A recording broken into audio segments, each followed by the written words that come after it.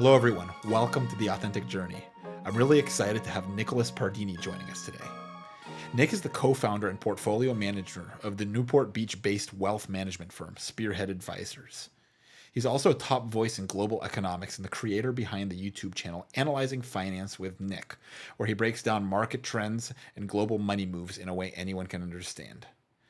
Nick's built a huge following for his ability for spotting opportunities before they hit the mainstream. He's worked with top investors, built his own research platform, and built his money management practice that continues to shape the way people think about finances and the global economy. I'm thrilled to dive into Nick's authentic journey. Let's get to it. Welcome, Nick. Yeah, no, it's pretty funny. I know it's really like, who are the people that like actually end up like dressing up, right? It's like what are the different like attires you wear for like different types of careers? It's lawyers, financial people, generally the ones who dress up for the most part. Lawyers, financial people, and government employees. If you're in the FBI, you're wearing a suit. If you're in the IRS, you're wearing a suit. Yeah, politicians. That's the other one. I mean, I personally don't like ties. I only wear them for like weddings and funerals, or if it's like some super formal institution I'm meeting with. Yeah. I mean, I'm to the point now where I just dress pretty casual. I mean, at the end of the day, it's like there's no. I mean, don't get me wrong. I can dress up a little bit upscale, but it's like wearing a suit is like I don't work for the IRS. Yeah. I don't work for the FBI. Like, I don't need to wear a suit going to work. Yeah. I mean, I don't wear suits all the time either. I mean, there's this typical finance bro outfit of like the Patagonia sweater vest and jeans and the button-up shirt, or in the winter I like my cashmere sweaters. But like if I'm going to be the guy who's making content about being an example of avoiding pole drift and living a classier life, it's kind of made me think, maybe I should dress better. And dress better in terms of? It's like just making myself look more presentable and not just being overly casual all the time. That's more so you doing that for you. Yeah. It's more really for me. And I feel like just in general, maybe because I grew up as the oldest of 5 siblings, I always feel like I had to be like a good example to others. Yeah. Like, because they were always looking at watching what I was doing. And now that I have a bigger audience on social media, I feel kind of that same kind of dynamic to a certain degree. Well, at the end of the day, I mean, you're kind of showing yourself to people. You're being yourself, right? And your following is really getting built off of people who respect you for being you. Yeah. I say a lot of things that other people are either too afraid or can't verbalize very well. Yeah. Because it's kind of interesting because it's like, as we say, hey, what are we doing to like build a following, right? But the thing is the only real way to build a following is just to be as authentic to yourself as you can be. And like the people who genuinely like you will follow what you have to say. And the people, like, there's no like artificially making it happen type of thing. Yeah, I think it's especially true in the age of AI, because a lot of the stuff that other people have done, and that's kind of like the generic thing, is that can now be created with an LLM, or through, like, for music, there's Suno, for video, there's Sora, and any of these influencers who really just make a living basically being like, I'm like the perfect example of XYZ, and just give you very boilerplate platitudes, are going to be put out of business by the bots. Well, I saw one of my friends was doing it just for fun. It's like all of a sudden he put his face on like a New England Patriots quarterback, and all of a sudden he's throwing a touchdown at Gillette Stadium, and it's like, and the commentator saying his name, and it's like, hey, like, it's a cool video. Like, we obviously know it's AI, but it's like there's so many different things you can actually do with AI now, and it's like usually like AI is going to be so much greater than the real thing as far as videos and footage and stuff like that. Yeah, I mean, I think AI is going to be a great opportunity for those who are enterprising and creative enough to be on the user side of it, and it's going to be a great cause of economic distress for those who are being disrupted by it. Yeah, and you have all these different like fields. It's like, I mean, you have Instagram models are now having to compete with AI Instagram models, and the AI Instagram models, I mean, they don't have any like limitations as to what can be done. They could be any place at any time wearing anything, and they don't got to book a flight. They don't got to buy clothes. They don't got to work out to get a certain physique. It's like they just got to punch in a few things on the keyboard. Yeah, and if you're trying to sell yourself based on physical appearance now, and particularly looking perfect, that's that's not going to be possible competing against the AI at this point. Like the effort in some of the AI influencer models generate more revenue than real people do. Yeah, because if you're going for perfection, you're going for AI. So that's why it's like we almost have to, in this day and age, it's like you have to be yourself as much as you could possibly be, and then have people like want you, like you as Yeah. for who you are. And it's like, hey, I understand you're human. I understand you're not perfect, but I'm going to decide to follow what you have to say because I like how you deliver this message. Yeah, and if you offer some insight that just can't be found by running a Chat GPT model or Google searching, like some people have wanted me to make certain content that I could make by doing that kind of thing, but it wouldn't be authentic because what insight am I providing that you can't do by just having a conversation with GPT or Grok? Yeah. So what is something that you've kind of been working on lately as far as like providing insight and stuff like that? I've been doing a deep dive on several issues that are going on in the economy and the cognitive dissonance between why do people feel like life is harder than ever it is, but at the same time you see economic data showing that life is easier for a lot of people now than it's ever been. And what is accounting for this mismatch? Why are a lot of people so unhappy about the economy? And why are there certain corners signs data that points to recession? Or on the other hand, you see economic data looking strong and material growth in living standards throughout the world. Um, and that's kind of the question that been trying to address lately on my channel. And depending on when this comes out, it will be whether I've released this video or not. But the long and the short of it is that there's two things. One, different age groups have um, different perceptions of economic prosperity because they're facing different cost structures. If you are somebody who's 55 and never divorced from their first marriage and went to college, you probably are pretty well off right now. You were able to have your career mostly in prosperous times. You were able to save your money without maybe as many catastrophic events, God forbid. And you've already paid off your house. You've already sent your kids to college. You've already kind of went through a lot of the things that the consumption increases that young families have to go through when they start a family. So if you have your investments, so your investments are growing because the stock market's growing and you're collecting a solid income on those, and the consumer prices have lagged those for the most part, you're looking pretty good. And a lot of things that a retiree spends money on, like international travel or like day-to-day hobbies or Medicare protected healthcare, is not gone up that much in price.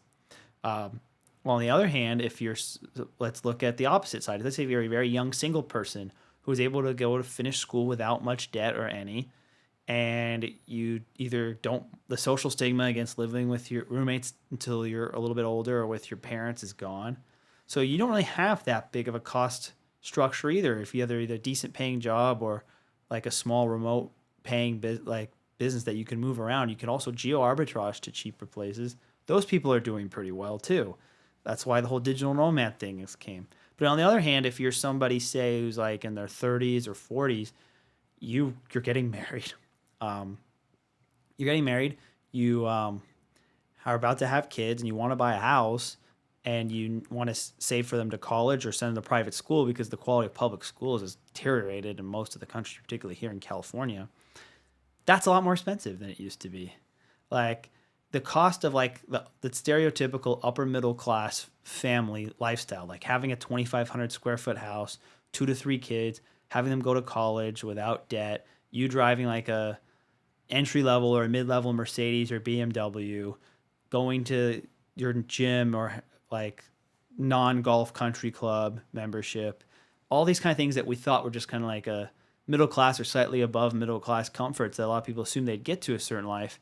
That, as depending where you lived, anywhere from gone up 2.7 to 3 times what they used to be on a real basis.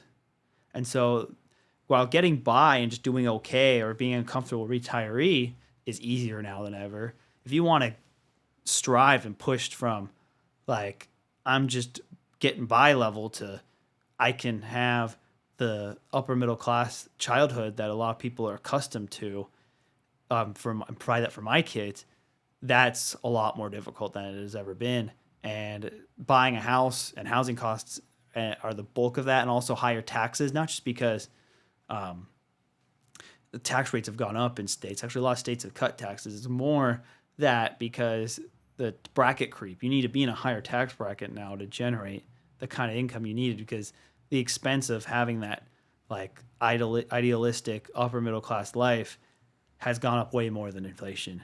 And so the combination of really taxes, housing, healthcare, and to a lesser degree education costs, both college and pre-college for children, has made people give up before they even start trying, because they can do the math in their head and like, my income, either myself or if I have a spouse helping me, will never get to that level. So it's really just a product of like how the market has responded to recent like socioeconomic trends, and how the money supply has transmitted the price level of certain assets or certain goods and services above others. And there's a bunch of regulatory factors that too. And then the dissonance between how much easier it was for their parents to do the same thing, I think is causing a lot of this problem. I didn't mean to ramble, but I was just kind of, that's what I've been researching lately. It's really fascinating stuff. And then you also get it to a point. It's like, what about the people that are wanting to like get married and have kids? Like, that's probably affecting the amount of like kids that are being had, or the amount of marriages that are occurring. Yeah, stuff like birth that. rates are going down, marriage rates are going down, or certain people are prioritizing more superficial things in their romantic partners over others, because they want to make sure that they can afford the lifestyle, for lack of a better term.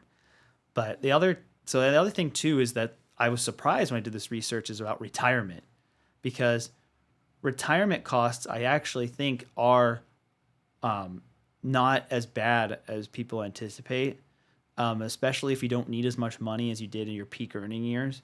But even if you do want to have like the same average salary of your working years in retirement, you have to save a decent amount of money, but it's not unattainable. Like, I've run a wealth management firm, and one of the first things I talk to a prospective client is I really kind of ask them like, what kind of lifestyle do you want to, if you didn't have to work, and how much would your monthly expenses to get that?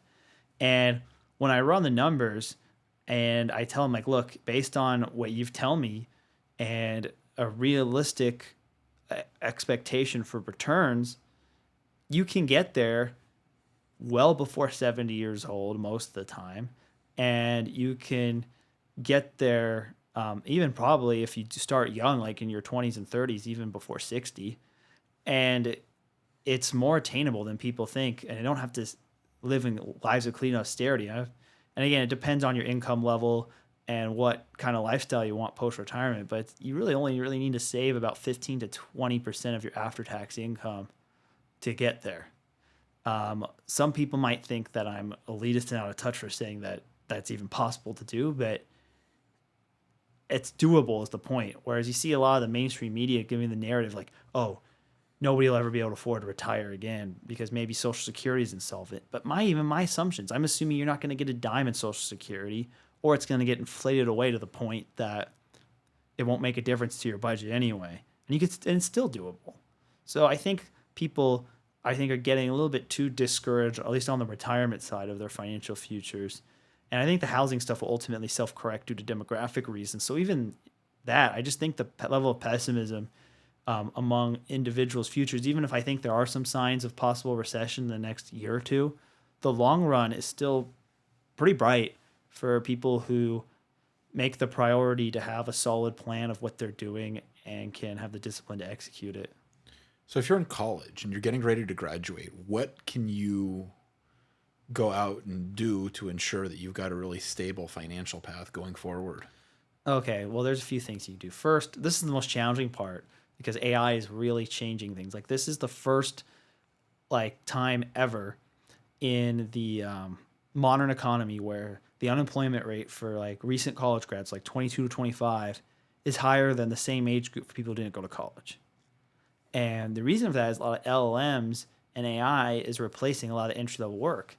Like, say if you run a hedge fund or a law firm, and instead of hiring like maybe 5 entry-level lawyers or entry-level analysts, now you might be able to do the same amount of work with just 2 of them. And so, yeah, they'll make your firm a lot more profitable and a lot more efficient. And even there might be higher salaries for the few people who still have their jobs. But that means 3 other people who otherwise would be employed in a high skilled profession that requires a college degree or above doesn't have a job. And you're starting to see, especially as the cost structure due to years of inflation the last couple of years being elevated for a lot of businesses, and companies are going to need to cut costs and maintain their earnings. They're experimenting with AI to not necessarily fire their existing workforce, but to stop hiring the next generation. And that's where I think that this gap is coming from. So that's kind of the first challenge, and this is the part I don't really have a good answer to. What is the timeline of jobs that are going to be disrupted, and how safe is any given profession? I generally don't recommend people trying to game what they want to do for a career. And I think you and I are both examples of some people like this, based on what, like, I don't know, the Wall Street Journal or the Harvard Business Review or the Financial Times tells you, like, are the hot places to be. Like, there's this thing called the Harvard Business Graduate Indicator, like the industry that is popular among, like, Harvard Business School graduates to get jobs is often the one that has a bust 2 or 3 years later. They're kind of too late to chase the party. Like, you can't build a career chasing the hot thing, because often by the time you get there, it might not be that anymore. And if it is still that, you might not like what you're doing. And, like, I know plenty of people just through my own life experiences and business experience who pick a career based on they perceive as stable or a lot of growth, but they're like, what the hell am I doing this? I hate every day of my life. And that's not sustainable. You will burn out. You'll probably binge spend to make it harder to accomplish your savings goals. And, like, they'll eventually show up in the quality of your work, and it will make you, when it is time for replacements in that sector, be more at risk of it, in my opinion. So what I do recommend to people is kind of a Venn diagram that goes 3 ways. You got to figure out 3 core things. And I recommend for a young person to go to a place with no internet, maybe like a campsite, maybe like a beach cottage, or wherever that there's not internet, not many distractions, from your away and far, like a few hours drive away from where you live, so you can really focus. And basically be like, what are the things that I can do better than 95 to 99% of people, especially if I have the right credentials and like put the effort to educate myself on it. If you're a younger person who's not fully educated on the field yet, what is something that there is demand for, that people already ask me for help with right now? And the third component really is, what is it that gets you excited to wake up early in the morning on a weekday? You need to find something that's an intersection of all 3, because if you fail for the getting up in the early morning when you're going to burn out, if you fail for the demand one, you'll start a business that nobody wants to buy your product or service. Believe me, that's happened to me before in the past. And if you don't have the first one, you're not going to be able to compete because there'll be too many people better than you at your job. So you got to find what the intersection of this, and then basically figure out what does that mean for where you're going to be when you're 40 or 50, and then look at where people who are at that level, at the end point, are, see what their paths are, and then work your steps backwards. Like, most people are the opposite. They try to figure out what's the highest paying job or the most stable job right away, and they keep doing that on a few job hops, and then by the time they're like in their mid-30s, they're like, what the hell am I doing with my life? Yeah, I remember for me when I was in college, I was sitting there trying to figure out what major I wanted to be. Yeah. And I didn't fully believe in myself to go out and, hey, I'm going to work on my sports memorabilia business full time. I started it when I was in college, but I thought it was kind of, hey, okay, part-time hustle / can turn into a business that I can do on the side from whatever job I do. So I'm like, let's go into business administration. I think I ended up doing like a concentration in finance. And I remember sitting there in one of my finance classes one day, and the professor sitting there telling us, he's like, Oh, I had a chance to invest in Facebook early on, and I didn't do it. And he sits there and he starts telling us about opportunities he may have had to like invest in other companies that are big. Or hey, I could have invested in Uber. I didn't do it. Oh, but then I invested in this company and it failed. I'm sitting here going like excited to learn about the stock market and excited to learn about finance. And I'm like, when is he going to tell us about the investment that he made that like he succeeded at? It was great and he made a ton of money on. And a few weeks went by. I kind of realized I'm like, okay, if he had made an investment that made him a ton of money, then he wouldn't be here teaching the class. That's generally true. However, there are some people who go back to teach just as kind of like a passion project after they've made their money. Like my business professors in my entrepreneurship program were like venture capitalists who sold businesses, made a good amount of money, and just wanted to live a chill life in Santa Barbara. And they just taught a couple times a week to kind of give back to the community. That sounds like a vibe, man. That sounds awesome. Like I wouldn't mind like a later stage of my life just for fun, like when I'm retirement age, getting like a PhD in economic history, and then just having a class like at UCI or UCLA if it's only once a week, being like, this is Nick's economic class, but it'll just be me talking about whatever I want that day. Yeah, totally. No, sounds fun. I mean, sounds like a good thing to do to give back. I mean, we all want to give back in different ways. And it's really like noble of anybody who goes back and teaches as a college professor, kind of like for a fun type of thing. But I do get your general point. Yeah. Like there's those who can't do teach. Yeah, but the interesting thing is I kind of realized as the years went on, it's like, okay, the one person that didn't believe in me was me. And it's like it took me to believe in me in order to get to a spot where I could actually go on the path that I wanted to go down and say, hey, you know, I am actually not going to be seeking to get a job. Yeah. I am just going to go all in on my business. And I'm really grateful I did that now. And looking at things, it's like, you know what you're passionate about. Yeah. Like most people know, they just don't have the audacity to like basically go for it, like right off the bat. Like they think that they may have some kind of, or they're passionate about something they have no talent in. That's possible. Like there's a lot of musicians, for example, who may not actually be good at music, or people who want to be basketball players but who are 5'5". Like there are those examples, but I think that there's not one thing you could be talented at. That's my point. And the other thing too is you fortunately found your niche while you were in college, and you had a proof of concept with the sports memorabilia. You did it the right way. You got it on the ground while you were in school, so you still finished your degree as the hedge, because that's what degrees are essentially today. They're not going to advance you up the social class ladder or be some path to the golden ticket. What they do instead is they are like insurance, so that like even if what you pursuits don't work, you could find like a job that pays well enough just because you have that degree. So that's, I'd say, view your college degree more like an insurance policy than a stock investment, if I put it in financial terms. But when it comes to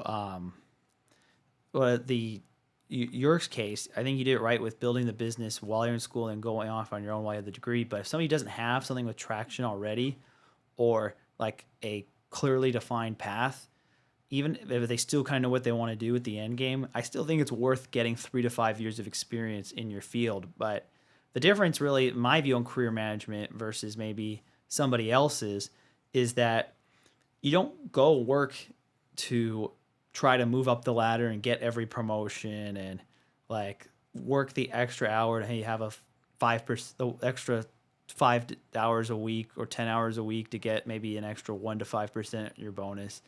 That doesn't really make any sense to me. I think actually the whole idea of working hard is kind of just a general issue that people don't know when it makes sense to work hard or when it doesn't, because it's not as simple as you should just work to live and do the bare minimum at all times, and also like the Gary V, I should grind at all times. Both of those aren't realistic, and both of those aren't ideal in either or optimal. But like I think the reason you need the 3 to 5 years experience, so you know, one, how does like a company in your industry actually operate and work, and you should think about that while you're at the company. Think about like, how does my boss run this business? Like, how do the numbers work to what are the things I actually need to do in terms of technology, equipment, hiring people, legal, regulatory, like how do I get clients? Like you think about like look at how your current employer does all that stuff and just kind of use this as a time to pay. It's like college again, but you're getting paid this time. And that's kind of how I felt my working career was for me essentially. And then the other thing is that it gives you time to save up enough money so you can have like a couple years of living expenses. So like if you don't make any money the first year or the second year of your entrepreneurial journey, you don't have to scurry back to a job. So I think that the ideal time to probably start a business is in your late 20s, early 30s if you've done all the groundwork beforehand. And you're sitting here talking about the people who are in college right now and may not have the opportunity to go and get jobs because of AI, right? You're sitting there, you gave an example of, hey, 2 lawyers at a firm will get hired, but the other 3 won't. Are we going to start seeing an uptick in like people going towards like, hey, I'm going to try to be an entrepreneur, like coming right out of college? Yeah. I mean, I think you'll see more of that because it's going to be more viable for a lot of businesses. And especially for more newer industries that, like, there was always these jokes, like right before AI came out, of like these job postings that say, oh, you need 5 years of working experience using ChatGPT when ChatGPT was only around for 6 months. I don't know if you've seen that. It's like, you need 10 years of experience using XYZ technology or software language that was only invented 2 years ago.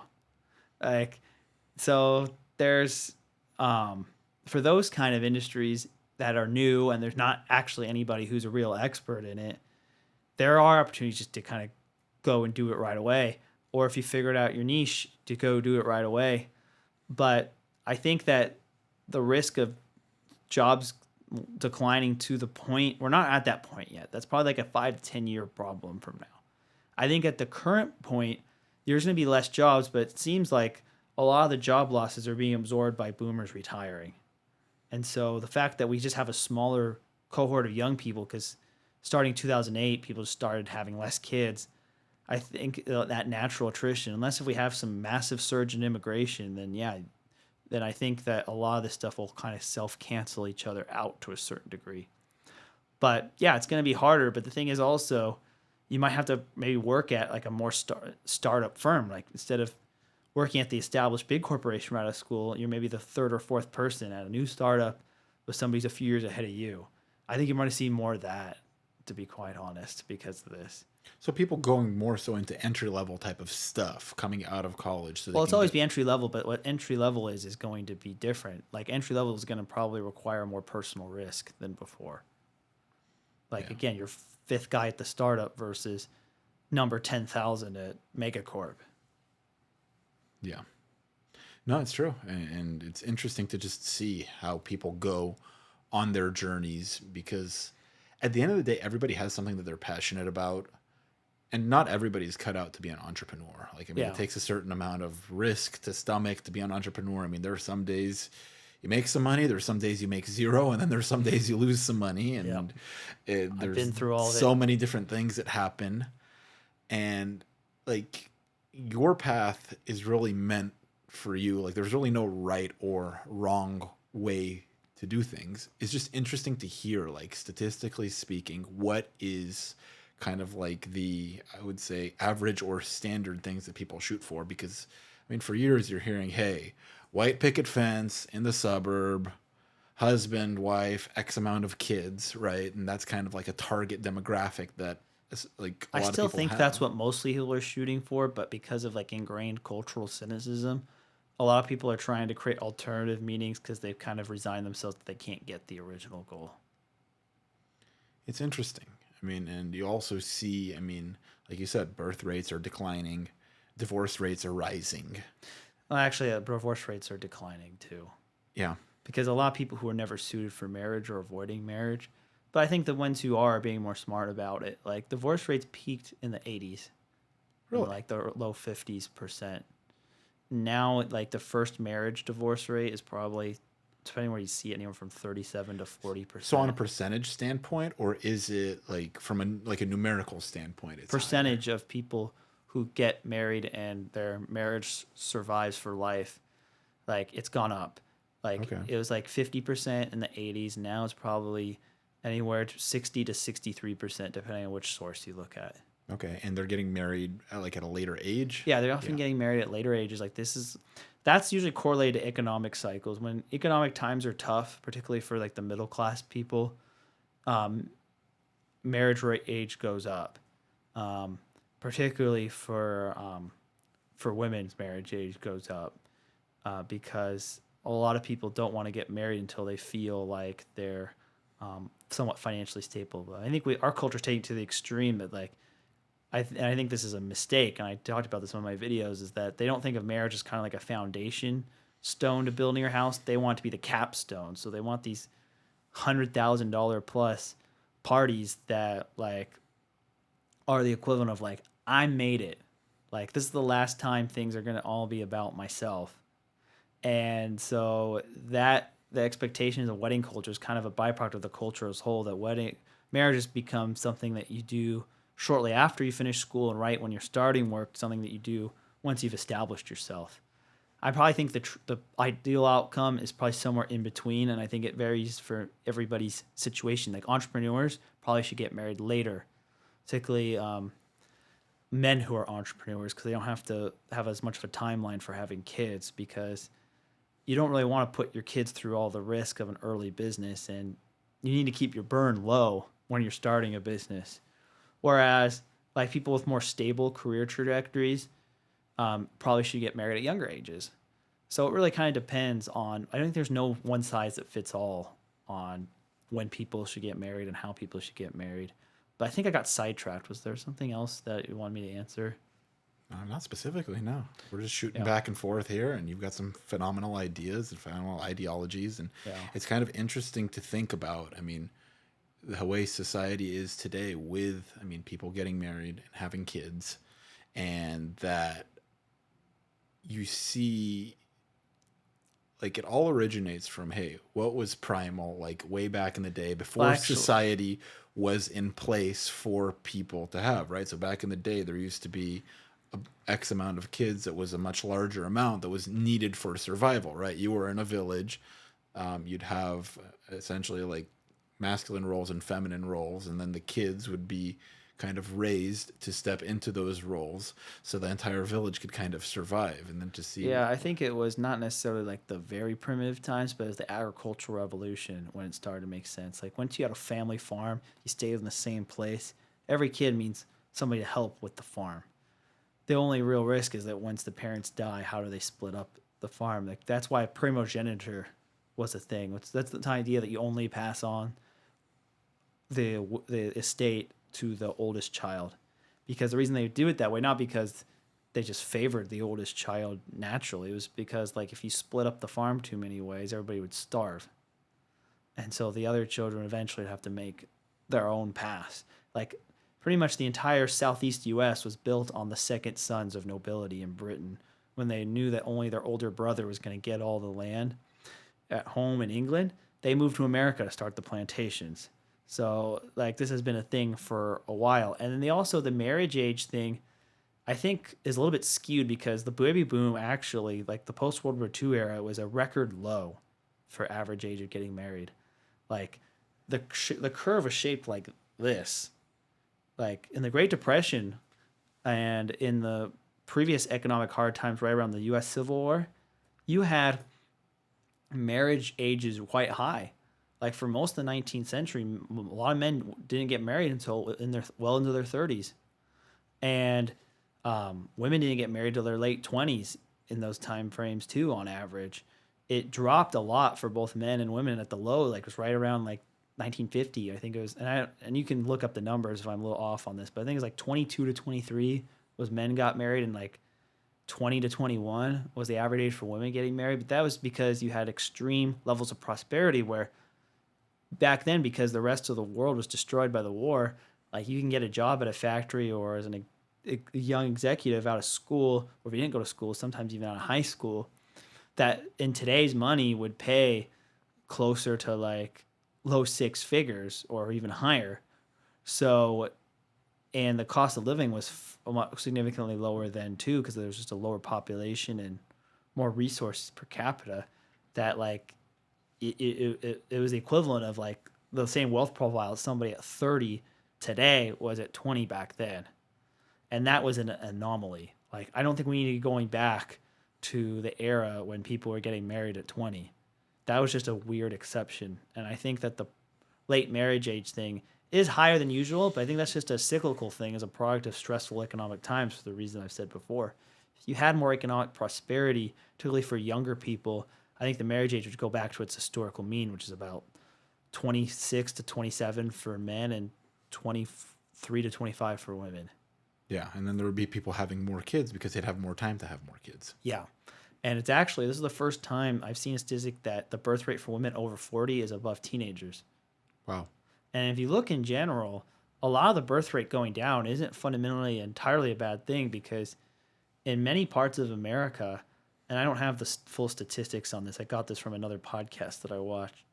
The birth rate for women over 25 is higher or at the same level as it was 20 years ago. It's just women under 25 are not having kids, and particularly teenagers are not having kids, which I think is a good thing. I don't think teen parents are resulting in good outcomes for children. So it's just a matter of the way to fix the birth rate problem is you need to encourage the family that has maybe 2 kids right now to have a third, not these people who are like saying that you should just try to have like 5 to 10 kids.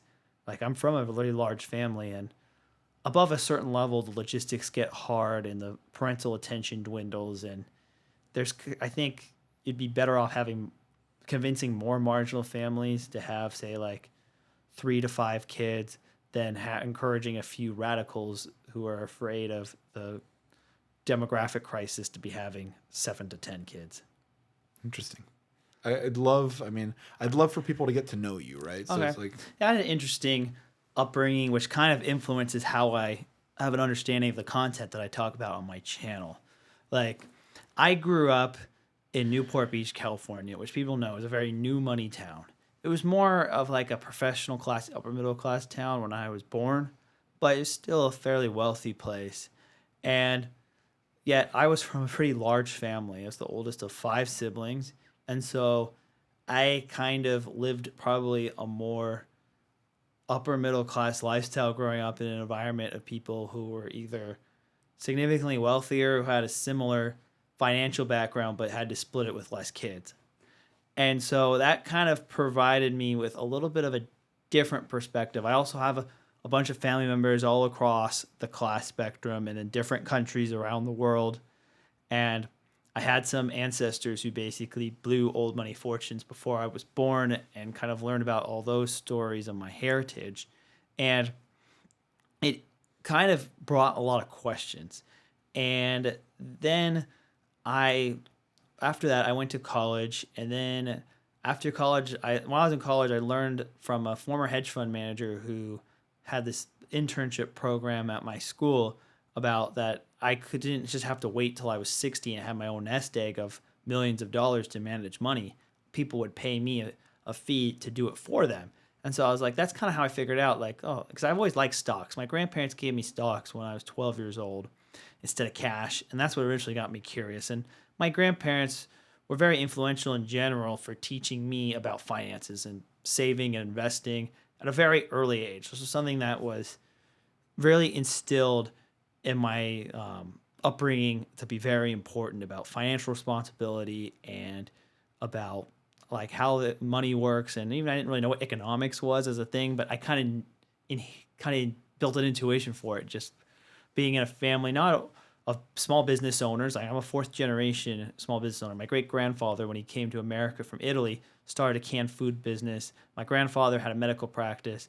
My dad owns his own company, and now myself with my wealth management firm currently, and my siblings and basically most of my uncles too.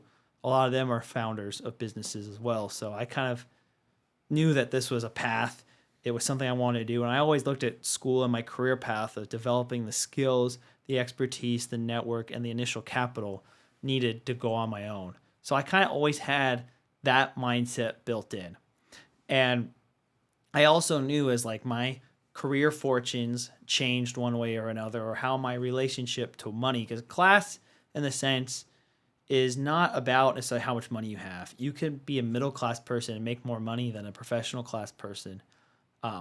The thing is it's more about what your relationship is. Like a typical middle class person, their source of income is primarily from one employer.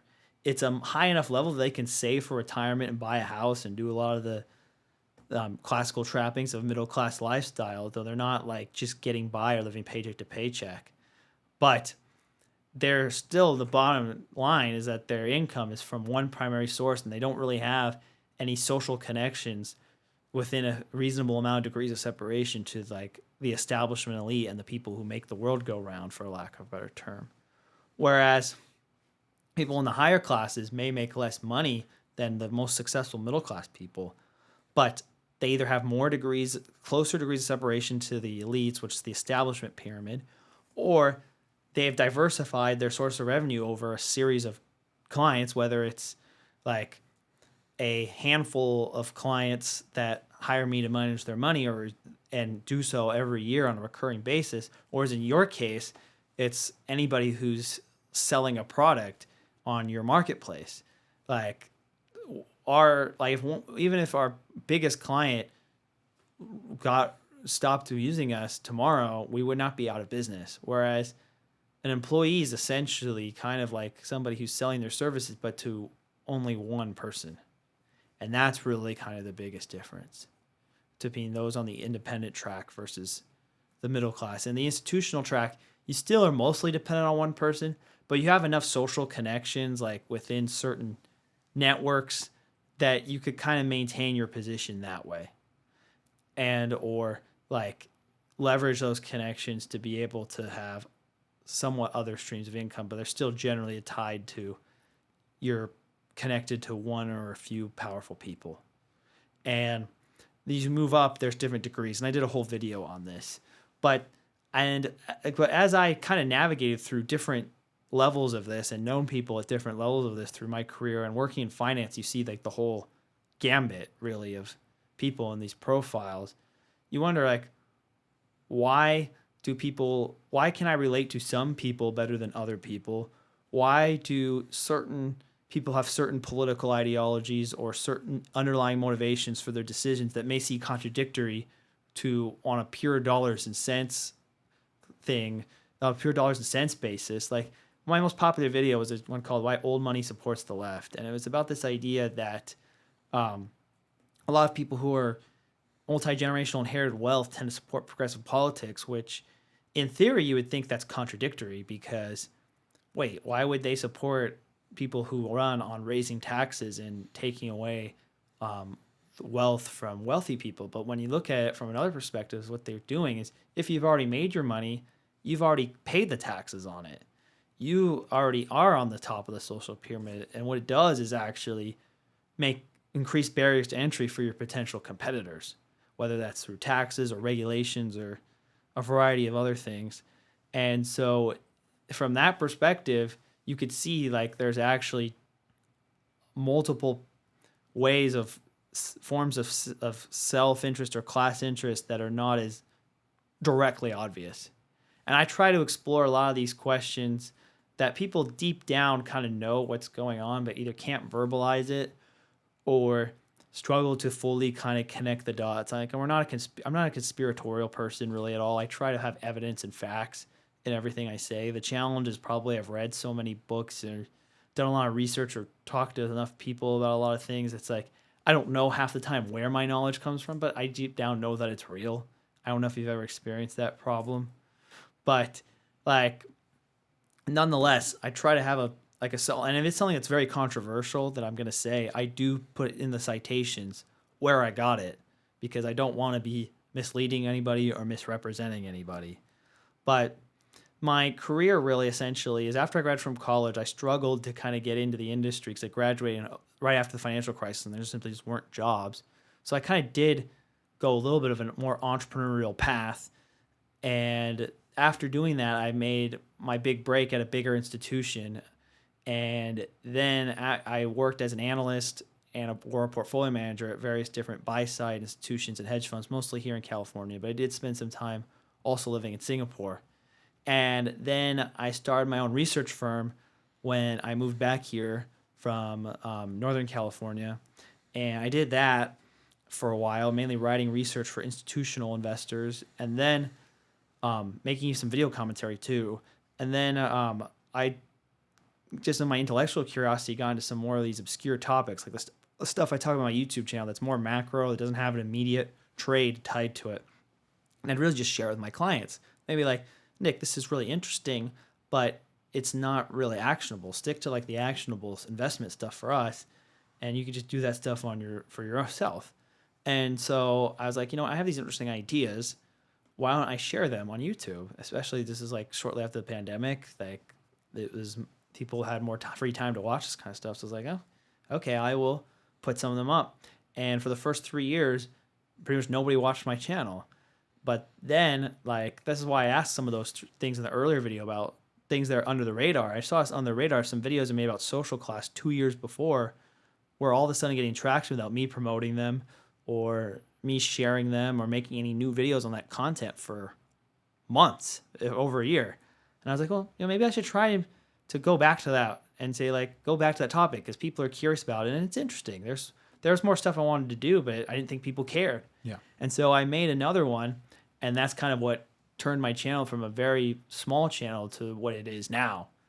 And also the way I pivoted from research to wealth management was during the post, like, NFT crash, like the last big crypto bear market, the post-pandemic bear market 2022, where a lot of these like COVID-related trades collapsed very quickly. A lot of people were asking me for help with managing their own money on a personal level. A lot of local high net worth individuals and younger people who might not have hit that territory, but given their savings rates, were rapidly on their way to doing it. They're calling me and be like, Nick, what should I do with my money? Like, the stock market doesn't seem as easy as it used to. And I got so many of these inquiries, I kind of pivoted away from research, and at least research that I would sell to larger institutions, and moved more towards doing the wealth management firm full time. This was a gradual process. It wasn't overnight. And I focused more on that. And that seems to be where I was able to help more people at a much larger scale in a more direct way. Like, it feels like, this is kind of a lot of responsibility, but it's rewarding that you're really allowing people to develop their path to financial freedom due to the research and the analysis and the investments to put them in the right places for their stages of life.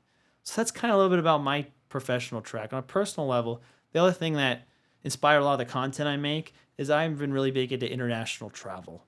I've lived in 4 different countries, the US, Singapore, France briefly, and Italy for my semester abroad. And I've been to 49 countries now, with the most recent one being Belgium this summer. And by going to all these places, spending a similar time overseas, and I've also now gone to 48 of the 50 U.S. states. I just have Kansas and Missouri, so I'm going to go to Kansas City next year to wrap that up. Are you going a 30-minute drive? We'll get that done for you. Yeah. And so get you some barbecue. Yep, get some barbecue and like just see. I guess that's see the Great Plains. That's kind of the last region of the country I haven't really fully explored. And by just kind of being out there in a way and like just trying a lot of new things, whether it's new hobbies, living in different cities, whether it's like doing like different kind of experiences, going involved in like somewhat like-minded communities, but at the same time like asking kind of unusual questions for people, because maybe partially I don't have the politeness filter, or partially just because of my curiosity. I've gained a lot of insights on things that have helped me advance through this world, and also have propelled my intellectual curiosity to do the deep research on intuitions I've had previously. Hopefully that answers your question. Yeah, no, awesome. And what, like, when you're saying you went to 49 countries, like, what drives you to like continue to go to all these different countries and have these different experiences? Well, a lot of it is just I grew up in a family that is really into travel. My grandparents came from Switzerland to the United States in the 50s, and my mom is a really adventurous woman, and she always liked to have us go to new places. Whereas like my father's side of the family always liked to go to the same single family reunion destination in Northern California every year. And some people are more like that.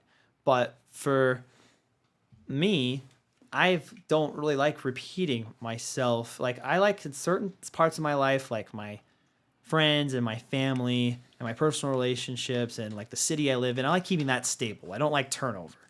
But like in terms of like what I do in the business world, which is why I like the markets, because there's always some new development, there's always some new idea, like or like in my travels, I like more variety in that sense, and like I feel like you have to somewhat experience things to truly understand and learn certain stuff, especially if it's not self-destructive. Like I don't think, assuming you're financially responsible about it, I don't think traveling is self-destructive. Like I won't experiment in something that's going to hurt my long-term health, physical or mentally, or damage my relationships.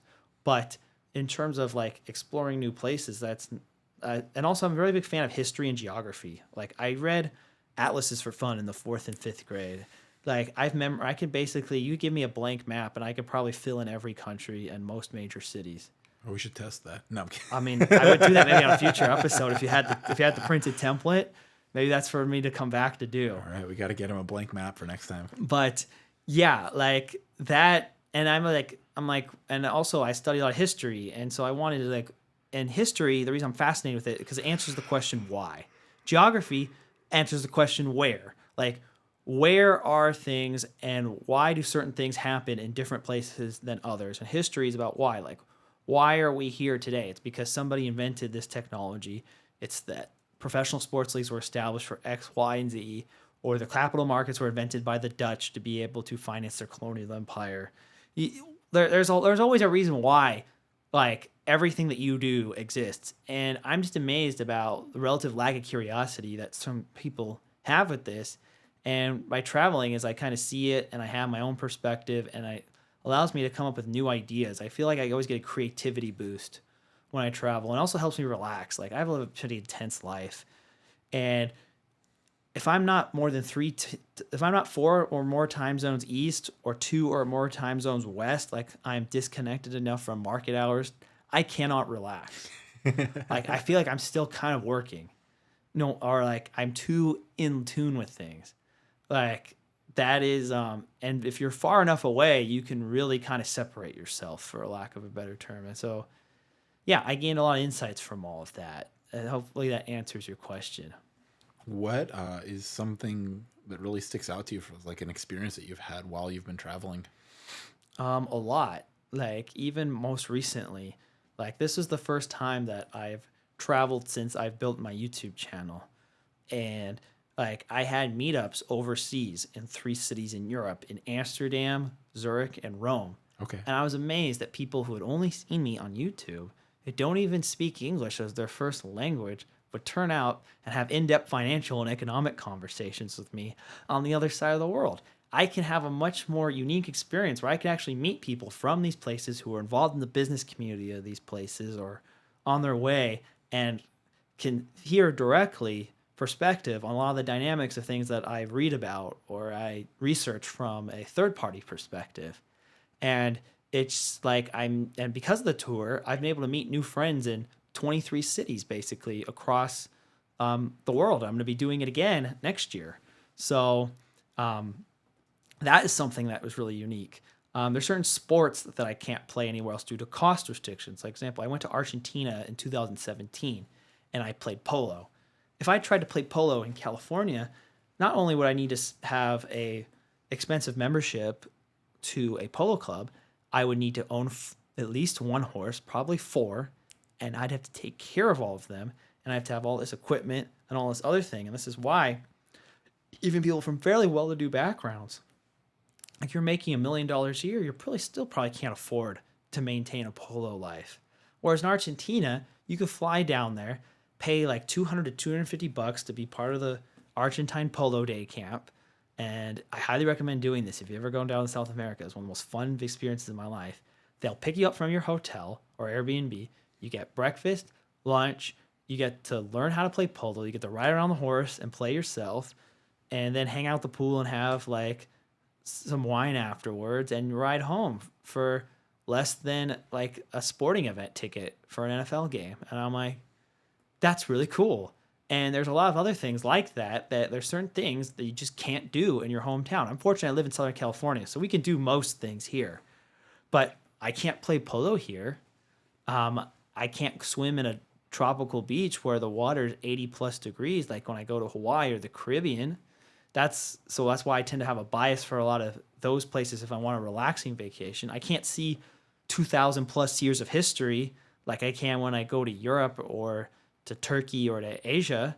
Like, just why I like going to those places. And everywhere has that one thing that you just can't do in your hometown. So I think, like, yeah, I think the tour is a really interesting one. I think Argentine Polo Day was a good example. And you also, the strategy, I think, is you want to try to avoid the places that are popular on Instagram, because the stuff that's easily seen on social media or YouTube, you could find on social media or YouTube. So why do you need to go? And the other thing too is, in your niche, sports is actually a really good way to get to know certain parts of the world, particularly in America, like middle America cities, like in certain towns like Cincinnati or Milwaukee or like Nashville or like the places outside basically the Northeast and California. The best way to kind of really get a vibe of the local culture is either going to like a college football game, a college basketball game, or a baseball game, where like those are people go more for the social experience and the vibe more than just the atmosphere, more than just the game. Like the NFL and the NBA is a pretty standardized experience at this point. Same with hockey. But if you go to these more like college sports or baseball, it really gives you kind of a good idea of a local culture that you just can't get anywhere else, especially in a sports crazy country like America. So like whenever I go to like these cities, like I made a priority this year. The only baseball game I went to this year was not even here in or the Angels, even though that's typically the team I root for. I actually went to a Reds game in Cincinnati just because I happened to be in that part of the country. I thought, what a better way to have like a unique experience in that city than to go to a Reds day game, and it was really cool. And so that's kind of like another like kind of example. And then there's also trying local foods in certain countries. And there's certain parts of the world where you can't even import like that certain fruit because of like contamination risk. Like Southeast Asia has a lot of things like they're very difficult or very hard to find to eat in the United States. Or like the way they feed their cows makes steaks taste different for a country. Like a steak in Argentina is a lot different than a steak in America or a steak in Italy. And it's because the way they feed and treat the cows. Like if I had to rank them in order, I'd probably put South America number 1, North America number 2, and Europe 3 in terms of continents for steak. But there's that kind of dynamic too. And yeah, I've lost kind of the train of thought for the question, but those are kind of my answers. That's cool. That's cool. And it's amazing how there's different people in different places who live differently. Like we're all the same as human beings. We all have similar human needs. We all are born. We do X amount of things while we're alive, and then we die. But we live our lives in such different and diverse types of ways, and a lot of that is dependent on the culture of where we're at. Yeah, the other thing is it does brought me is a lot of gratitude. Like a lot of people who travel, particularly those who kind of live in sheltered backgrounds, who kind of don't really realize and don't study history or aren't really like they'll go to travel and they'll develop this attitude. I call it like Europeanization, for a lack of better term. So an American lives in Europe or goes for a long time and they start to develop like a snooty, snobbish attitude, like, oh, they do things so much better in Europe than America. You guys are so simple-minded and all focused on money and blah, blah, blah, blah, blah. Where, like, somebody who actually understands, like, history, somebody's like a business owner, particularly, because, like, I learned about how I made a lot of friends with entrepreneurs in other places in the world, and I realized how different, like, the legal and regulatory system is for businesses in different parts of the world. And it makes us grateful, particularly being American, I'm more grateful to like the life I had and the background and the upbringing, the values I was taught. Because when I went to places, I went to the opposite in many parts of the world. that have very different value frameworks or very different like religious backgrounds or very different ways they structure their economy and their society. It was very eye-opening, and I realized, look, I'm so grateful that I'm in a place that is built based on a certain code of values and a certain legal and economic structure, that if I wasn't and I was born in a different place, I would not have what I have now. I wouldn't have the opportunities. I wouldn't have the freedom. I wouldn't have the values that I'm embedded in now to help me develop the life that I do.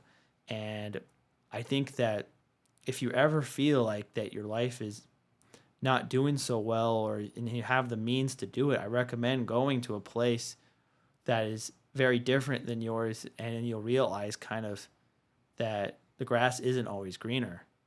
I mean, again, I'm assuming you're a little bit more experienced in the world. You're not like a college student who thinks that the latest place they went to is like the greatest ever. Because living as a tourist somewhere or experience as a tourist is very different than living there as a resident. And I think a lot of people who do travel fail to accept that distinction. It's interesting because you get culture shock, like when you go different places. Like, Yeah. I mean, I remember going to Europe, and it's like all of a sudden, it's like, hey, you're sitting down for lunch. It can take a little bit longer than over here. It's like Yeah. you're chilling, like you're sitting down. It can take you an hour or two to eat, and you're just being kind of leisurely. Meanwhile, it's like here we're in California. It's go go go lunchtime. Time for me to get a sandwich and scarf it down as quickly as possible. Yeah. Like that's, yeah, there's certain places that are even more go-go than California, like New York City. Yeah. Would be another example, or certain cities in Asia. So it's, yeah, there's different paces of life everywhere as well. And yeah, I mean, I generally have what I recommend for people who want to get more involved in exploring the world is first, make sure that you don't spend too much of a percentage of your income on it because other, and second, make sure you're doing something you really can't do at home.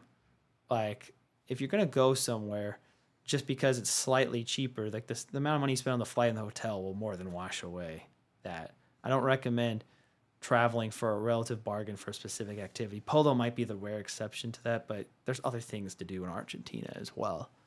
And the other thing I don't really recommend doing is just checking off a bunch of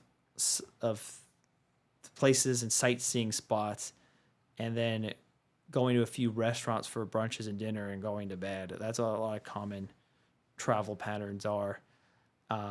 But I think the first step is you should go, if you haven't left your home states, take a road trip to other states in the United States. Like people from like places like California and Greater New York, surprisingly, a lot of them have never left. Like I have people I'm close in my life who've never left, not just California, but Northern California. And it baffles me, but there are some, and it's not really an income or wealth thing. It's just they just don't have as much curiosity for that kind of thing. Whereas there are others who just go everywhere just to check it off a box. And I kind of had a little bit of that habit when I was in my college years, but I've kind of learned my lesson since then.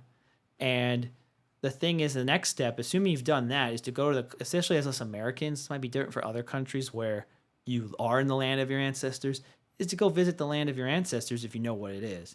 Like for me, I'm half Swiss. So I know that the land of my ancestors are two specific towns in Switzerland. And when you go there, it's like a different vibe. You get like a homeland kind of feel to it. And it's different enough that it stimulates you, but it's familiar enough on a deeper level that it's like, it's a little bit less of a culture shock. And you get some sort of experience to kind of see like where your roots are. And I recommend that highly, assuming your country is geopolitically safe to do it and there's no war going on, of course. Yeah, we all have different motives for why we would want to travel as well. Yeah. I think I did a video about this called Travel the Escapism for the Upper Classes. And it's the idea that travel, depending on your social class, is very different, but a lot of people travel simply to escape because they don't like their actual life, or they don't, or their reputation in their hometown is so destroyed they need to move and rebuild elsewhere. I remember when I had a corporate job and I liked my job, but I didn't like my life outside of work, and I didn't like the city I was living in. And so I made a priority every 3-day weekend. or longer that I had off, I was on a plane and gone somewhere. Whether just to come here to visit my family or flying across the world. Like this was when I took like my trips to South America and to Turkey and to Sweden and a variety of other places. And I explored a lot of the country because I had enough of a high paying job and no wife or kids that I could afford to do it. But also, I just didn't really like the city I was living in. So like, the value of me just simply getting on the plane and getting out paid for the whole trip essentially. Whereas now I actually like where I live, so I'm not as motivated to travel. Like instead of most holidays, I stay here. Like especially around the holiday, like Christmas. Like I'm not gonna last 2 weeks of the year. This is a perfect place to spend Christmas and New Year's. Why would I need to go anywhere? Totally. But like now, I still have that curiosity and I get that itch, especially since like during like the pandemic era, I took like kind of a break and I didn't really leave the country really for 3+ years. It's like almost 4 years that I left. And if you count outside of North America, it had been 6 years since I'd gone anywhere outside of this continent. And so I was like, I got the itch again and I tried to do one new place within North America and one new place outside of North America, ideally per year. Has there ever been a spot you've gone to that I regret going here? Yeah. But it wasn't my choice. It was a family vacation. Like, I think the worst place that I ever went to was Lake Powell. I don't know if you're familiar with it. It's this lake that's in between Utah and Arizona in the desert. And the water's super cold, but it's like 100 degrees in the summer. And the whole houseboating thing. There's a comedy of disasters and errors. And it was the worst vacation of my life. Not even close. What made it bad? It was uncomfortable because like just the cooling systems on the boats didn't work very well.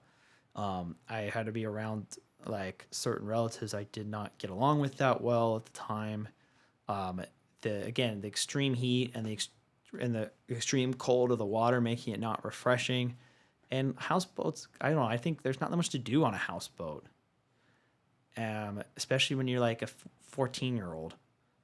Like you're just seeing like this similar cliffs and water, and this is like a desert that's not that much life. There's not really that much going on. It's a very rural, remote area. I got bored fairly quickly. Is it about where you go or who you go with? I think it's where I went for this one because I like my family for them, pretty much all of them. So like if we did the same people, because I've been with the same people at different places, like Switzerland, for example, or Santa Barbara, and I enjoyed it. Yeah, that was definitely more the location. There are certain other places that I didn't particularly enjoy the trip, but they're usually because it was arguments within the family on voting where to go, and I lost that debate. Ooh. And sometimes that's the nature of when you travel with groups of people is not everybody's going to agree. And sometimes, especially since I'm more of a contrarian naturally in a lot of ways, I lose the vote on a lot of these things. And I'm trying to think, almost every trip that I really didn't like going was because of that, or I misperceived. Like a city I didn't like very much was Brussels in Belgium. Overall, I loved my trip to Europe this summer. But I had one day in Brussels between my time in Bruges and my flight back to Switzerland, and I just wasn't very impressed with the city, to be quite honest, and for a variety of reasons. And I was like, it's probably a bad call to go here, but I don't regret it because I would be I'd have curiosity about it, and I'd always be in mind like, what if I really missed out on something in Brussels? It's like the capital of the European Union. I gotta go see it at least. And that's a lot of the places I may not have enjoyed perfectly, but there was some other like valuable lesson I gained. Like example, I went to India when I was in college with my mother. I was not really a first choice in my place. She wanted to go and I wanted to not have her go alone. So I joined her. And like, did I particularly have the best vacation of my life? No, but the experience it revived my religious faith in Roman Catholicism to seeing like a culture very different than my own. And also I got to see the Taj Mahal, which is one of the most beautiful buildings in the world, probably only second to St. Peter's Basilica in Rome.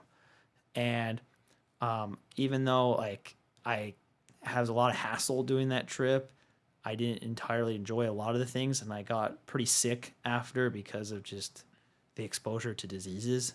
After that, I don't regret going, and that kind of applies to most places I go. Some of them were just not that great, but I'm like, hey, at least I got to see it. And you'd have this lingering curiosity if you didn't do it. And also, I've become, as I've gotten older, pretty smart about the places where I don't think that are worth going, and I'm just not going to do them. It's interesting because like from the trips that I've taken, like I've kind of gathered that you become a certain type of like you become a certain person at certain destinations. It's like when you're no longer like stuck in your home like society or where you're at or your regular structures or your regular routine, you end up falling back into more of like who you are as a person in this random place halfway across the world. And it's like, what are some patterns where you just realize you're like, huh, I didn't really know that side of me before I did this, but that is who I am. Yeah, I generally am more adventurous when I'm on the road.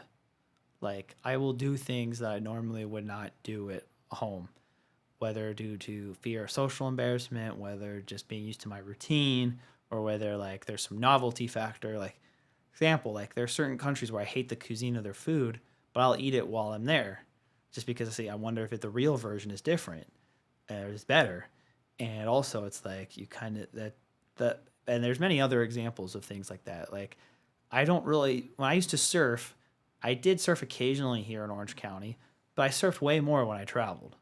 I think partially because the water was warmer and the wave pattern's a little smoother, but also it's like, when am I gonna have a chance to surf in Bali? When am I gonna have a chance to surf in Hawaii or in South America or Mexico?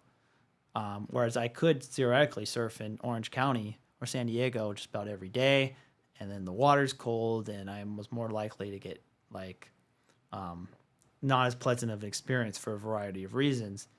And like that's kind of those are examples. I tend to be a little bit more adventurous when I'm on the road than when I'm at home. That's the thing I have noticed. And your state of mind changes at times. Like it's kind of interesting. Yeah. And I do recommend it, particularly for people like who are kind of have their footing set, but are not yet have children. Like, even when you're married, you should probably still travel because you just take your husband or wife with you. Like, but that's probably the ideal time. And then also once you have kids over the age of say like 8, because then they could come with you and actually remember it. I feel like you also get to expand your comfort zones when you're gone. Yeah. Like you'll do things that you normally don't do. That ends up like adding to the person that you are when you come back. And the other thing it does, and it's not just traveling, but just flipping your routine, is slowing the perception of time. Like, I've never been in the studio before. And I've never done a podcast with you, Ben. And this time has gone slower than I thought. I thought we've been here for several hours, and it's actually been a lot less.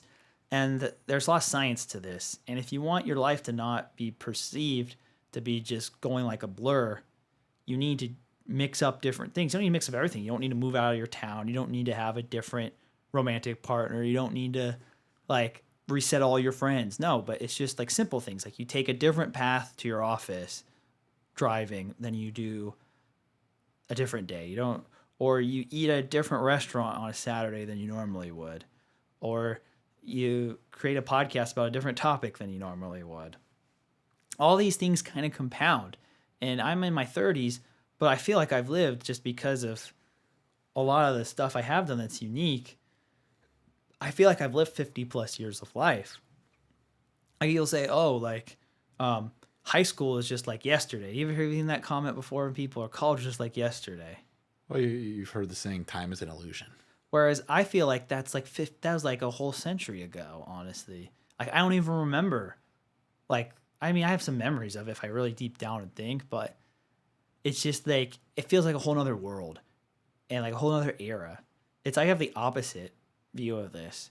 Like even like 2 years ago, my life was so different than it is now that like like 2 years ago probably feels like 5 or 10 years ago, just because of all the changes and different things I've done.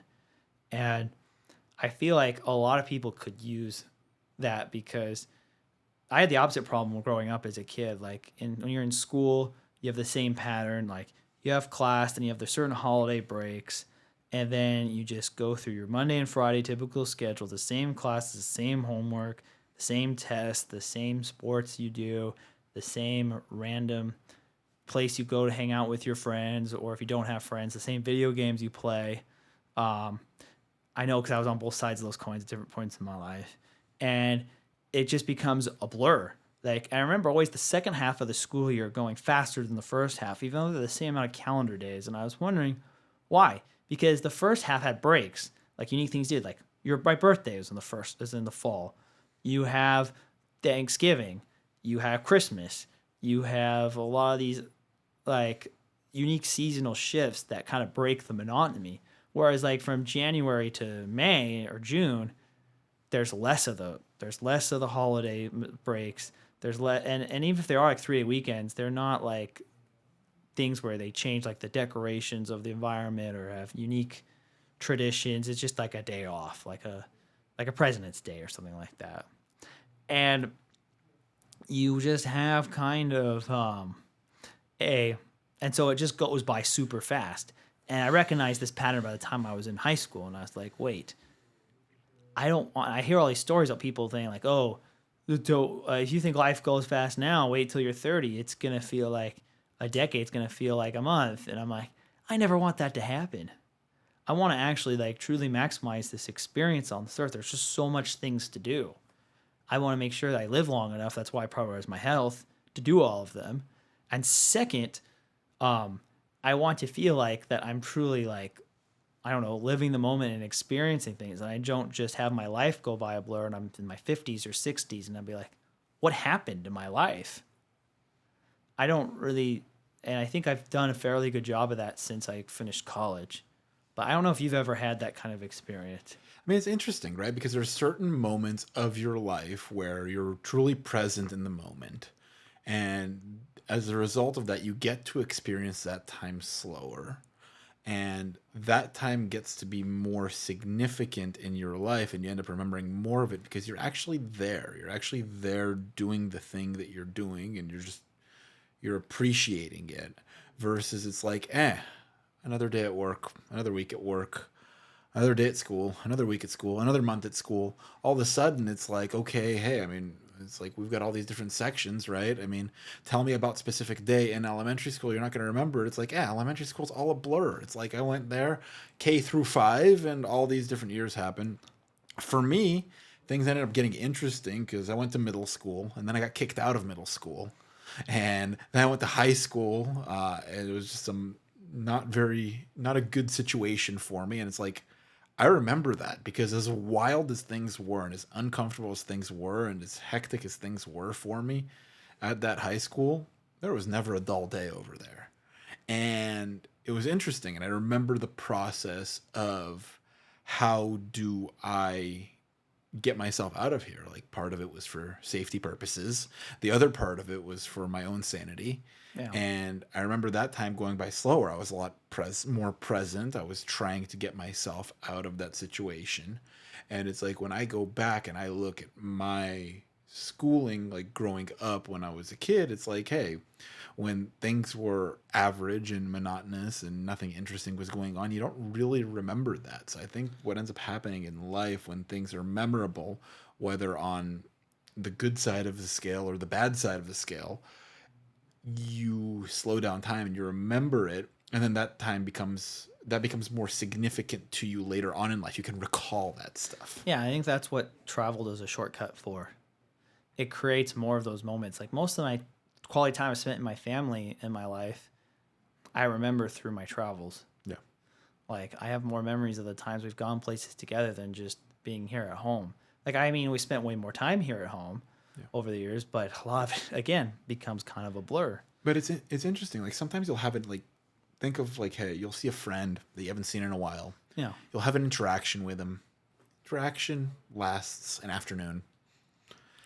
You're not going to see that friend for another year or two. that interaction sticks out to you. You're like, wow, I remember this afternoon with this person. I remember what we did. I remember where we ate. I remember what we ate. And it's interesting to think about that. It's like, I may not see this person for another couple of years or whatever, but I remember that time we got together, and I'll probably remember the next time we get together. And it's just kind of interesting that when things aren't as frequent in your life, uh, you end up bringing yourself into a place where you're more willing to experience them thoroughly. And those are the experiences that stick out in life and that you can recall on. It's like, I mean, it's funny. Like I remember very vividly, and at this point, we're probably a few years ago, but I had this one high school teacher who was awesome. Loved the guy. I'll give you a shout out. His name is Bill Collins. When I was at my independent study high school, after I went to my remedial high school that didn't work out very well. And Bill was the first teacher that I would say kind of like believed in me as a person.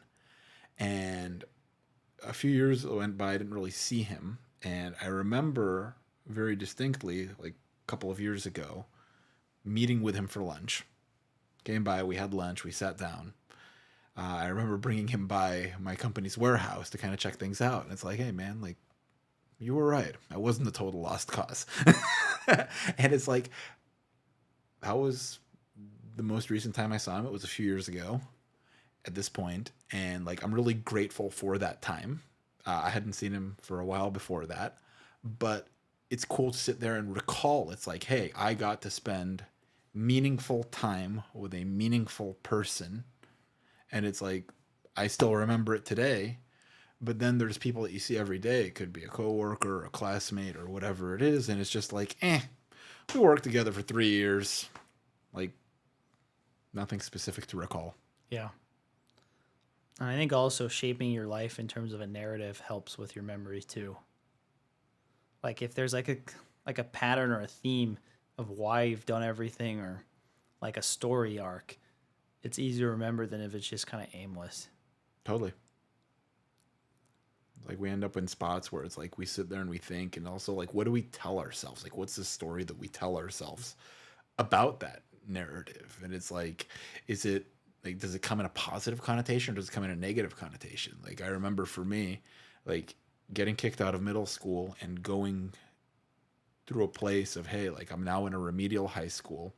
Like this high school is one step up from juvenile hall. The police are coming to the school on a daily basis. I'm getting threatened by other students. Like I have to stand up for myself. I have to do certain things I have to do to survive. I remember looking at that when I was younger in a negative connotation. Like, hey, this was bad. This shaped my life negatively. Like, I don't want anything to do with this. And I look at it now and I can really view it in a positive connotation because it built character. It made me who I am today.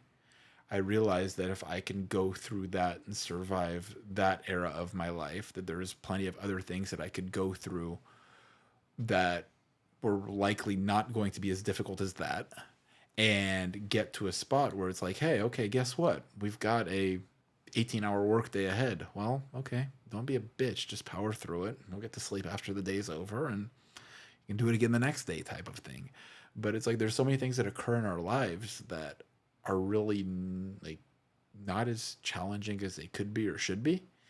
And it's just, it really all depends on the mindset that we've built over time and the connotation which we view it in. It's like, hey, is this positive? Is this negative?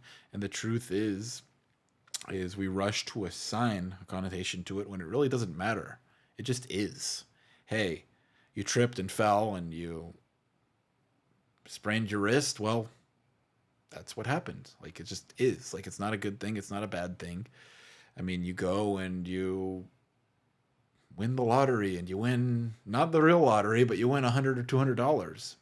Not a good thing. It's not a bad thing. Even, by the way, even if you go and you win millions of dollars, right? Yeah. Can you view it as, hey, it just is. It's not good. That's a very it's stoic not bad. perspective it just is. To the world. You can, yeah. But like, and sometimes that's good to manage downside things. but you also want to be able to have the feel the joys in life as well, which is why I don't entirely buy into Stoic philosophy, because it's just a it's kind of like Buddhism in the sense where it just kind of preaches for just a like a intentional indifference. And yeah, it might help you get through bad times, and I think that, but like if you're intentionally indifferent about everything, like it kind of makes all the things I that are really I meaning wouldn't I matter. wouldn't say indifferent. I would say more so having the mindset of whatever's coming up, like appreciate it for what it is. Hey, if I've got bad times coming up, I appreciate the bad times because they are going to form me into a person that is building its character throughout this process, and I'm going to become a better person as a result of this. Yeah, that's a and different and and perspective. if I have a good time that's coming up, well, I'm going to enjoy the experience and appreciate the experience, and that is also going to build my character, and that is also going to make me a better person. Yeah, that's a better way of putting it. And also, just when you do have good times, you need Yeah. to you can't just assume it's permanently repeatable, because that's where a lot of hubris comes in. It's so interesting because we never really know, like, the good times that we're having. Like, we don't actually know that we're experiencing something for the last time when we There's are. a lot of our social resentment in our society now is because a lot of us grew up in the 90s, which was, I think, arguably the best time really to be alive, especially for middle class living standards. And when your childhood was in like the golden age of American history, or one of the golden ages, we've had several of them, and then you have relatively harder times in your adult life, it's easy to create a lot of disillusionment with people. Like I did a video about this, the why the 90s are the best time to be alive. And for many, based on many human development and economic growth based metrics, and a relatively affordability of a lot of basic cost of living stuff back then, it arguably was, especially for like the middle, like 70% of the population. The internet's winner take all impacts on society didn't really happen to the same degree as they do now then. And but like a lot of people just expected that's just what normal was, because this boom lasted for 11 years, basically from the fall of the Berlin Wall to 9/11. And then when you went back to normal, or some parts of that more tough economic times, people are like, why can't you just go back to the 90s when everything was good? But they don't realize that that was a golden age, and weren't really and just assume that it would be repeating. And now we have the opposite. We're in a relative dark age, I think, arguably for the last 20 years, arguably, or at least from 2008 to 2024. Like we can argue as a relative dark age for the U.S. economy and for like economic living standards growth in Western countries. And people think, oh, this is just normal now. Life's just always gonna have to suck, or the cost of living is always gonna go up faster than my wages, or whatever. What other excuse that we talked about before? Where it really is that we might just have been going through a downturn or a fourth turning, and there might be better days ahead. But so it kind of works both ways. Like people think like the current status quo is kind of, or at least the last decade of their life, is what is normal, when you might be in in a period of aberration, whether it's a good aberration or a bad aberration. Totally. And I believe you can learn. I believe you can grow from both. And it's cool.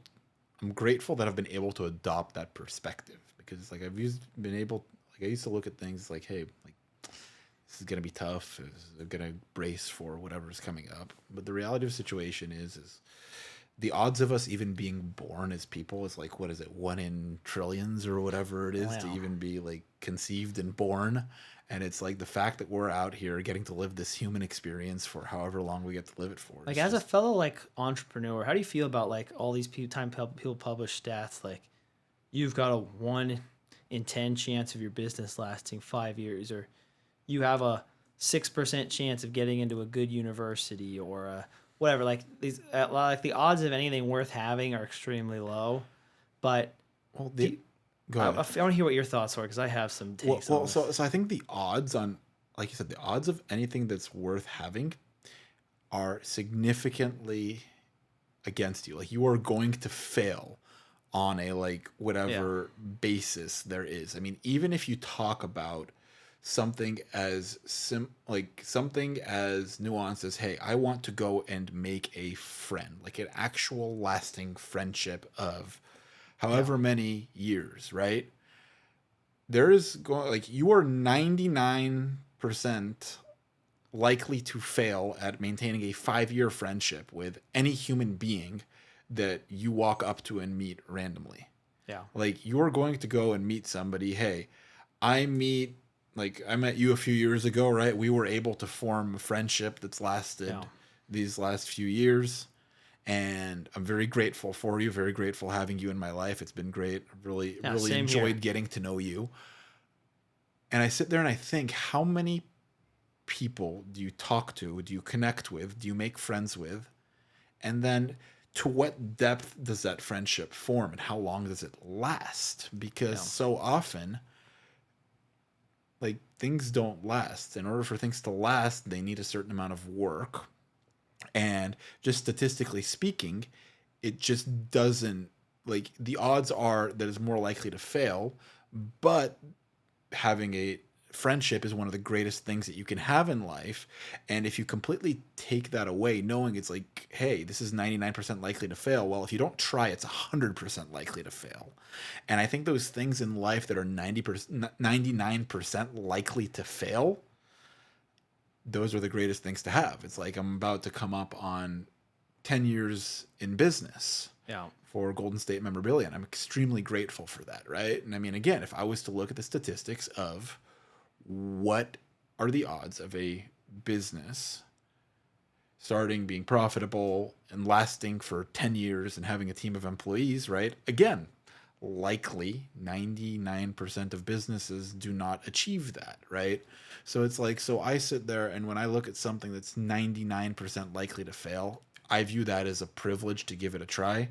By the way, we're here, we're having a podcast, we're talking. Another thing that is also statistically 99% likely to not reach a certain audience or area of, say, monetization or spread a message, but what is the metric of success that you're looking for, right? And for me, it's like, hey, is there one person that will tune into the episode and will take something that is important to them or significant to them or they can apply to their lives and make the world a better place and become a more authentic version of themselves? And it's just interesting to think about the things that are 99% likely to fail that are worth trying, because if you get them, the feeling of having them is amazing. Yeah. I mean, I think the solution to this is increasing the denominator.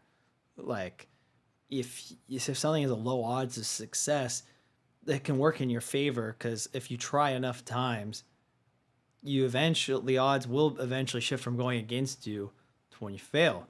Like, I don't like Spearhead was not the first business I started. Yeah. Like, so if I quit on the first business I started, I wouldn't be sitting here right now. Totally. Same, and that's also the same approach. Like with my YouTube channel, I didn't create it to be a big YouTube channel. I created Analyzing Finance with Nick just to share some interesting ideas of finance, and hopefully somebody learns something that they can apply to their life and make better decisions, or like just be a little bit more knowledgeable. And like, if one person's life is better because of the stuff I've made, it was probably worth it. And like, yeah, the channel is now at a size, and depending on when we release this, it could be even bigger, that my channel is bigger than 99.9% of YouTube channels. And I never thought I'd get this place. And same with my business world. It's same with any friendships I've had. Like, when you go to an event, a social event, to meet friends, like 2/3 of them out the bat, you don't even want to talk to. Yeah. And then within the 1/3 you do want to talk to, like, what are the chances any of them you're going to actually see more than once? Well, what are the chances first that they actually want to talk to you? Yeah, that too. And then that you go and you talk to them, and then you guys actually like connect well, and that you can actually form like a lasting relationship, right? Yeah. And the odds become even slimmer when it comes to meeting a significant other. Yeah, like, I mean, if you think, oh, your first date you ever go on in your life should go well, and if you didn't, you're going to be alone, that's ridiculous. You know, I think there was a stat out there, and it's interesting because it's like, so like Steph Curry practices like 500 shots a day, like every day. He's been playing in the NBA for 17 years. That's 365 days times 500. You do some math on that, right? And he's been practicing long before he was in the NBA. Yeah. And essentially, the guy's taken millions of shots, 3-point shots, to get them up and to become the best that he could do. And he's made about 4,000 plus 3-pointers in the NBA, which is more than anybody else. And it's like he's taken millions of shots so he can be as optimized as he can when he shoots his shots in the NBA, which he shoots about, I think he makes about 40-ish% of his threes, Yeah. which the elite players, that's all they make, 40% of their shots. So he's attempted about 10,000 shots in the NBA off of the millions that he's taken in practice, made about 4,000 of them. And the moral of that is less than 1% of the stuff that occurs in your life actually counts. Yeah. But the less than 1% of the stuff that counts for such a more significant percentage than all the other stuff. And you don't know what your effort results Yeah. in that thing. You like that's so you have to still put in the effort because you don't know like what stuff's actually going to lead to the outcome and what stuff is extraneous. Totally. But yeah, thanks for taking the time to do this, Ben. I thought this was a great conversation. Absolutely loved having you on today, Nick. It was really great. Where can our audience connect with you? Where can they see the stuff that you're doing further? Oh, I think it's a few ways. They can go on my YouTube channel, Analyzing Finance with Nick. They could join my Substack, which is called Nick's Present Value, or just nickpardini.substack.com to find that. And if you join, you get a free access to an ebook of my top 100 books recommended reading list for the stuff on finance, social class, economics, etc. You can also reach out to me via email at afwithnick@gmail, which is my YouTube related email.